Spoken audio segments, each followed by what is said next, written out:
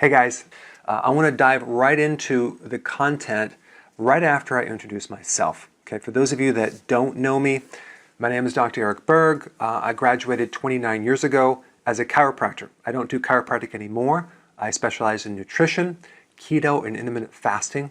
I had a clinic in Northern Virginia for over 29 years. I worked on 45,000 different people. So I had a chance to really work one-on-one with massive amount of people to figure things out, and that's what I do now is I share the results from the clinic on YouTube, and I do a lot of videos, and I do this full time. I also taught at Howard University as an associate professor in the health department, so I taught nutrition there. I also was a best-selling author for my one of my older books called The 7 Principles of Fat Burning, which has been majorly upgraded to the new body type guide, which I recommend. This is the one I recommend that you read, not the older version, because there's a lot of updates, okay? Probably 1,000 hours of work on updating that book. I also trained over 2,500 doctors over the last 10 years, and I certified them in my techniques. I also delivered over 4,900 seminars in my clinic around town and in pretty much all the governmental agencies in Washington, D.C. Presently, I have over 2,500 YouTube videos and over 155 million views, over 1 million subscribers. So my goal right now is to disseminate the truth about health. Personally, my story, real quick, I grew up in the Midwest. I was raised on typical diet, ate a lot of sugar, excessive amounts of sugar, and this went on and on and on up until I was probably in my late 20s. In fact, I don't think I even ever ate a vegetable until I was 21. I hated vegetables. I didn't eat them. The only thing green that I consumed was pistachio ice cream and lime green Jell-O. Okay, so I ate a lot of stuff. My grandmother was an amazing cook, and she would cook a lot of carbs, a lot of cakes, a ton of junk food, and I would consume not just a little bit, but a lot. This went on. I got into sports. Wrestling primarily, wrestled through junior high school and college. But what happened, I would go into the season undefeated and then barely make it through the end of the season because I was so tired because my diet was so terrible. I didn't know about nutrition. I had zero data on nutrition. Like, it was really bad. So I don't know how I survived the season, but I ended up just scraping through. So if you see some of my pictures that I'm presenting, you can see me looking very tired and very weak. So if you ever went through a wrestling practice, right, it's intense. But with all that fatigue, I do not know how I made it. I also then went into the military for about 5 years in reserves, and basically pushed myself through basic training, and again, barely made it through the PT test because the combination of stress, poor eating, lack of sleep, I had some serious blood sugar issues back then. I didn't know it until it finally caught up with me in my late 20s, to the point where I had almost like sand in my eyes. That was a blood sugar issue, dry eyes to the extreme, arthritis, chronic fatigue syndrome, massive blood sugar, mood disorder issues, insomnia.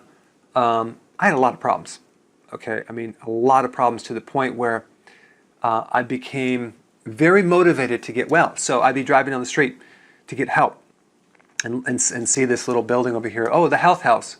Oh, let me go there. Maybe they can help me. Come out with a bunch of pills. Oh, let me try this over here. This is a health food store. Let me get some more vitamins.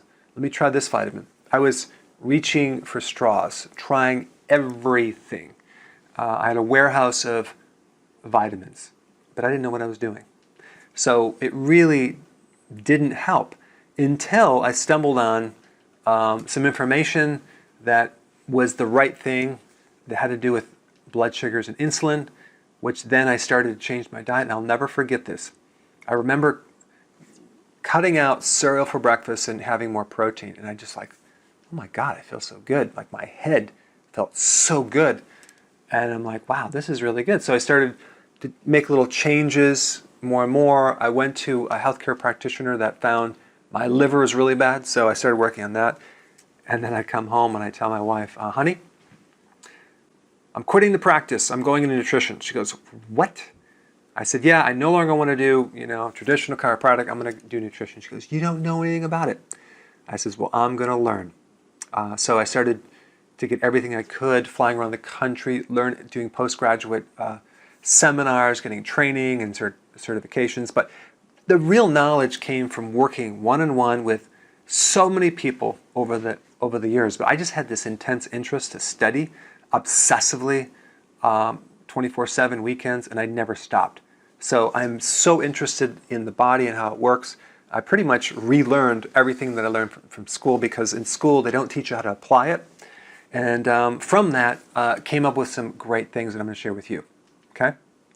So here's the problem. The current model of healthcare is that you have a symptom and you treat it, and then you manage it, and the symptom goes away, and you continue the medications, and then you just keep going. Okay? So it's basically manage care. Manage your symptoms. There's real little evaluation. There's basically just suppressing a symptom. And so all the while, the health really doesn't increase. So what's missing in healthcare is the health part. Because what happens, you don't actually lose weight and get healthy. You have to get healthy first before you lose weight. And getting healthy is not necessarily just about putting nutrients in the body. That's part of it. But it's all about getting rid of stuff that you don't need. Okay, we'll talk more about that as we go through this. But if you look around, the most common health problems out there nowadays, and I'm just going to list the most common ones: stubborn belly fat, like so many people have that. I mean, it's just everywhere. So that's one thing. That is a health problem. Fatigue. People are tired. They're tired mid-afternoon, like I was. They are tired after they eat. And then we have problems sleeping. They don't wake up in the morning, feel refreshed. They lost that vitality. They can't get the sleep.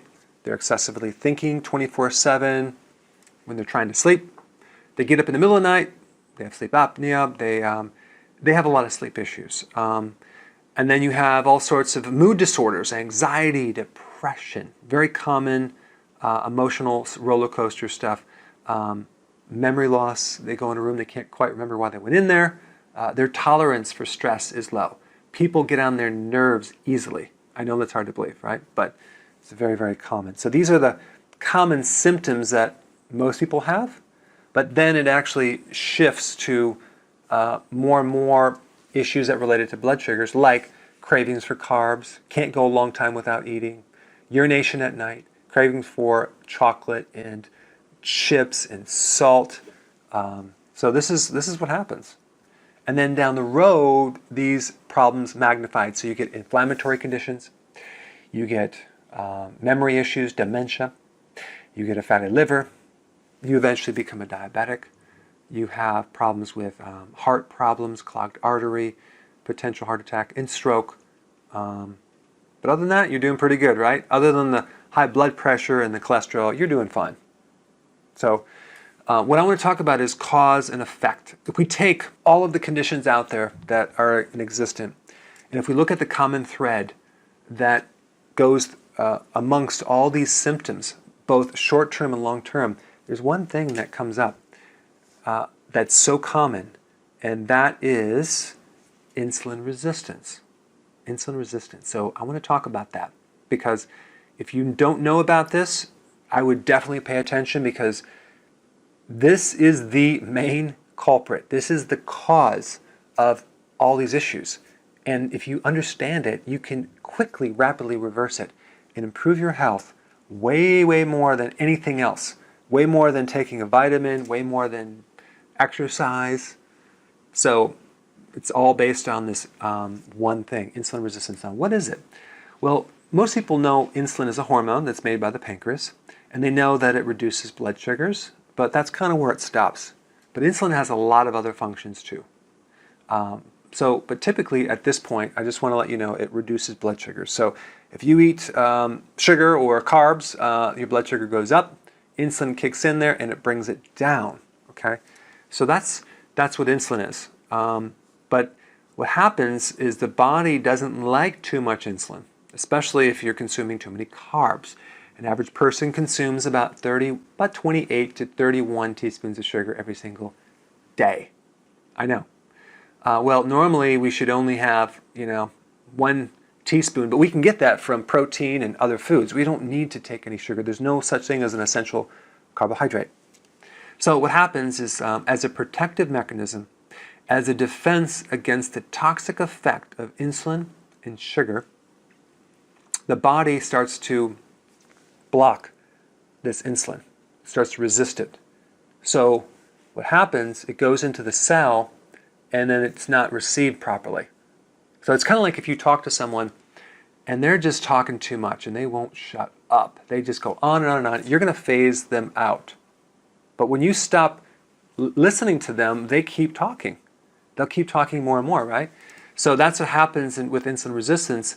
When that insulin, too much communication goes in the cell and it's toxic, the body blocks it, but then there's no feedback to let the pancreas know to turn off the insulin. So the pancreas makes more and more and more insulin. Okay? So that's what happens. So an average person that has insulin resistance has basically 5 to 7 times more insulin than a normal person. So this is not good. So we have the situation where we have a lot of insulin, but it's not working in the body. Not a good combination, okay? Because one of the purposes of insulin is to help fuel the cell. And if the cell is blocked and you starve the cell of fuel, it starts craving things. Okay, it starts craving and it can't do its work, it becomes weak, and it creates a lot of other issues. So what the body does is it tends to recruit sugar from other sources, like stored sugar in the liver, for example. So the body will start using up that sugar. Okay, especially the brain. The brain demands like most of the sugar in the body.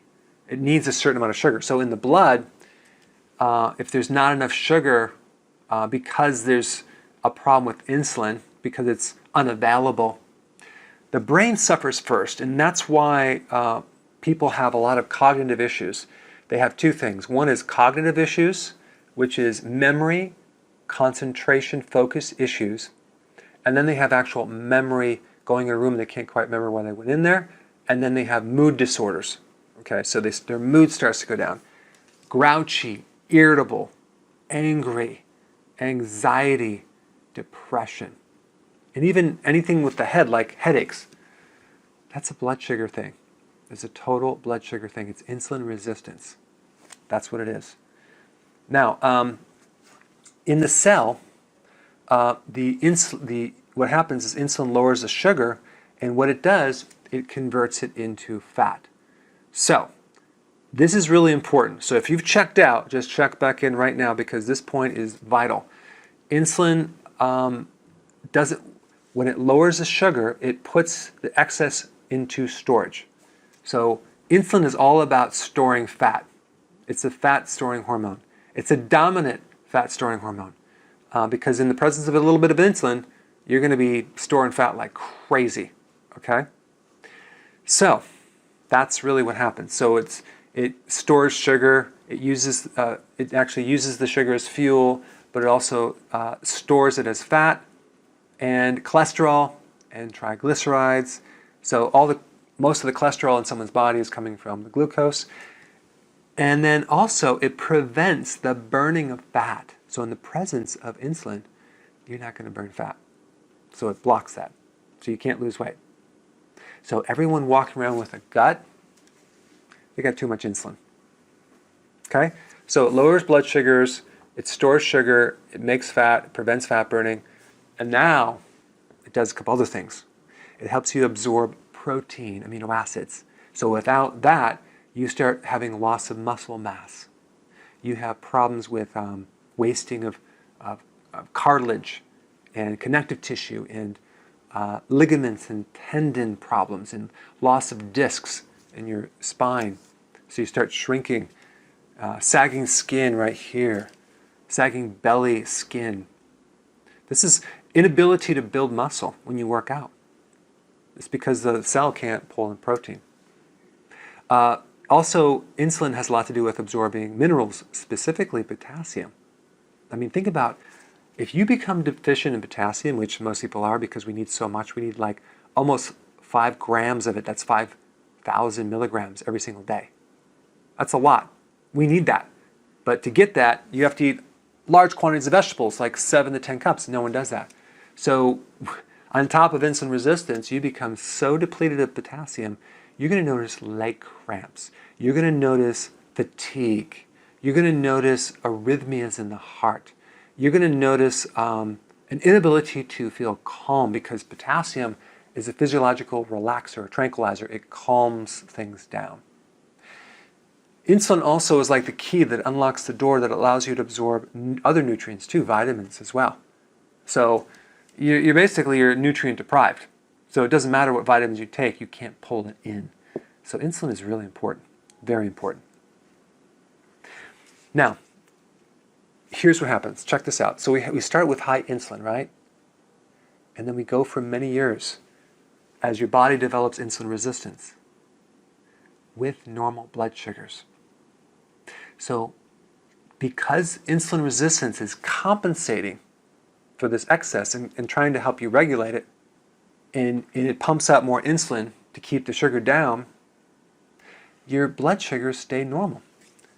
So check this out. You have high levels of insulin that then progress for years, okay? So you have insulin resistance. The body's trying to compensate for that by producing more insulin to drive in the message into the cell and try to keep things going, okay? But we have normal blood sugars for decades, okay? So now, eventually, the cell loses its power and its ability to compensate, and now it's, for some reason, stops putting out more insulin, can't compensate anymore to keep up the demand, and now the sugars start going up. Sugars go up, and that's when you get diabetes, okay? So that's the mechanism. But here's the thing, the doctors never, ever, ever test fasting insulin, because if they did, they would have caught this a long time ago. Now, in this process, some people, like myself, don't just go right to high sugar. They first go to low sugar. It's called hypoglycemia or low blood sugar. And so I just want to name off some of the symptoms because if your adrenals are involved or your liver is unhealthy, then you're going to experience more symptoms with low blood sugars because the adrenal in the liver helps to prevent the sugars from dropping down too low. If the sugars get too low, it starts releasing hormones like cortisol, the adrenal stress hormone, and even adrenaline, and even hormones from the liver to release a lot of stored sugar. It's called, basically it dumps the sugar from the liver to counter the low blood sugar. So if your liver or your adrenals are weak, then you're going to start seeing a lot more symptoms with low blood sugar because you don't have the help from the adrenals to prevent low blood sugar. Okay, so hungry between meals, that's a common symptom. Definitely craving for sweets, nervous, irritability, brain fog, tremors, shakiness, fatigue, anxiety, panic attacks, sweating, heart palpitations, confusion, cold extremities like your hands or your feet, migraines, tinnitus, schizophrenia, forgetfulness, itching, vaginal yeast infections, fainting, insomnia, crying spells, decreased libido in women, sighing frequently and yawning, and increased heart rate. And there's others as well. Those are all low blood sugar symptoms. Whereas high blood sugar symptoms increase thirst, sleep after meals, increase urination, especially at night, and the volume of glucose. Because think about it, your body's trying to dilute the sugar as a mechanism to protect you. So it actually gets rid of the glucose through peeing frequently. So your body's trying to help you and getting thirsty to dilute the excessive sugar. That's why. Trouble concentrating, weakness, tingling, sensation, high blood pressure because the arteries get stiff, restlessness, inflammation, inflammatory conditions anywhere, frequent hunger. That's why you need to eat every hour and a half. Dry mouth, dry skin, erectile dysfunction, ear infections, kidney damage, cardiovascular, which we'll get into, peripheral neuropathy, retinal damage, that's the eye, fatty liver, stroke, heart attack, aneurysm, that's like a ballooning out of the arteries because the You start getting weakness with the wall of the vessels. Cataracts, that's the cloudiness on the lens, so it's like opaque, so you can't quite see clearly anymore. And the list goes on and on and on and on. Okay, so those are just some of the symptoms with hyperglycemia. Well, hyperinsulinemia, which is high insulin, we just covered that, but short term, high blood pressure, sodium retention, high cholesterol, high triglycerides. See, those are that's all the symptoms from metabolic syndrome. Okay, that's what causes metabolic syndrome. Brain fog, polycystic ovarian syndrome, decreased concentration, and then long-term heart attack, thickened arteries causes high blood pressure, blood clots. If it's in the heart, it's a heart attack. If it's in the brain, it's a stroke. Alzheimer's, because you get plaque in the brain, stroke, dementia, and the list goes on and on and on. So when you have high insulin or high sugar, you get styes in the eyes, you get redness underneath the eyelids, a lot of irritation. It feels like there's a foreign object in the eye that you have to rub it. It could be like feeling like a sand. I had that. Dry eyes, and the cataracts, which is the kind of the whiteness on the eye. So what happens with the cataract is you start seeing cloudiness, and then they have to do surgery, which can be totally prevented if you keep the insulin low. And then you have something called diabetic retinopathy. Now, if you think about in the back part of the eye, you have the retina. The retina is nerve tissue that extends outside the brain. Okay? So retina is basically your brain outside your brain in the eye. Okay? So it's a visible part of the inside of the eye, but it's part of the brain. It connects to the optic nerve that goes directly back into your brain. So what happens is you get damage from the high sugar with the tiny micro blood vessels that feed the nerves, the retina, okay? And you start getting floaters, you start getting edema and swelling, and you start getting stickiness and starving the nerves, and eventually you go blind. That's the leading cause of blindness in diabetics is diabetic retinopathy. Retina means disease of the retina, okay? So you get all these issues, and it's very, very common, and you start getting blurred vision. Glaucoma is also affected by high sugar, where the pressure starts increasing in the eye to the point where it starts compressing all the inside structures of the eye. So you get damage with the lens, the retina, all these other issues. You get dry eyes. I had that, okay? And the tear ducts tend to dry up, and the eyes just become very brittle, and they tear and they rip, and you get corneal erosion. Yeah, a lot of issues. Now, in the feet, the bottom of the feet, in the toes and the fingertips, you get something called peripheral neuropathy, okay, which is damaged. It's the microvascular damaged blood vessels that supply the nerve. So then the nerve dies. And so the first symptom is pins and needles, tingling, burning, pain. Then it goes to numbness. Then it goes to necrosis, which is dead and dying tissue, and we call that gangrene. And it starts spreading with the toes, so they chop off the toe, and then the foot. I mean, it's insane, completely unnecessary. And by the way, if a person has enough nutrition in their body, and they're not deprived of nutrients, specifically the B vitamins, specifically B1, they're less likely to get peripheral neuropathy, by the way, and diabetic retinopathy. That's a side note. So nutrition does have an important part of it, but the carbs that people are eating are depleting the nutrients, okay? Now, what's happening to the eye and the feet is happening in the arteries and the inner lining of the major vessels to the heart, especially the coronary, which comes from the word crown because it's like right around the heart. What happens is you start getting damage in the endothelial cells, which is the internal lining of the arteries. You start getting lesions or breakage in those cells. So at that point, you're going to get leaking blood. And your body's going to sense that we need to do some healing. So now comes the cholesterol and the fibrin, which is the protein, and then the calcium and the white blood cells, and you have an inflammatory condition to try to heal it, and that's what forms the plaques. So cholesterol is not the bad guy. It's at the crime scene, but it didn't start the problem. It only is trying to help patch the problem. So another piece of information that most people don't understand. And then you eventually get a clot, okay, which is different than plaque. Plaque is more hard, and you can have a soft plaque and then a clot that can form. If the clot goes up to the brain, you get a stroke. If it gets stuck in the heart, you get a heart attack. Here's a picture of a microhemorrhaging of the lining of the artery. In the brain, you basically kill off your brain cells, and you have atrophy of the brain. Your actual brain shrinks. Yeah. And it affects a structure in the brain called the hippocampus, which comes from the Latin word which means seahorse, because it looks like a seahorse. But when you destroy the hippocampus, you start getting amnesia.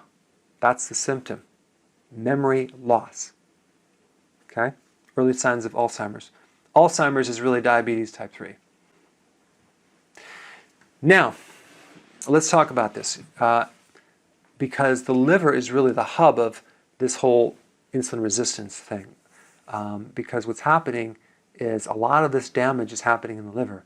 Your liver is trying to cope with this, and all the extra carbs are being converted to fat around the liver first. So that's the first target that you're going to get. You're going to fill up the liver with fat, then it's going to turn into scar tissue, that's cirrhosis, which is going to be very inflamed. So you're going to get inflamed, scar tissue ridden, and fatty liver. If the person has belly fat, they have a fatty liver. Okay? So, now, I want to mention this before I get into the next part, and that is this. Normal blood sugars. When you go to the doctor, they'll check your blood sugars. It should be between like 80 and 100, but it should be better be like between 80 and 90 milligrams per deciliter. And I want to explain what that means.